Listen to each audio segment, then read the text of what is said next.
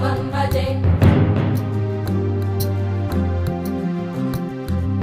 कालभैरवाष्टकं पठन्ति ये मनोहरं ज्ञानमुक्तिसाधनं विचित्रपुण्यवर्धनं शोकमोहदैन्यलोभकोपतापनाशनं ते प्रयान्ति कालभैरवाङ्घ्रिसन्निधिं ध्रुवं काशिकापुराधिनाथ कालभैरवं भजे काशिकापुराधिनाथ कालभैरवं भजे कालभैरवं भजे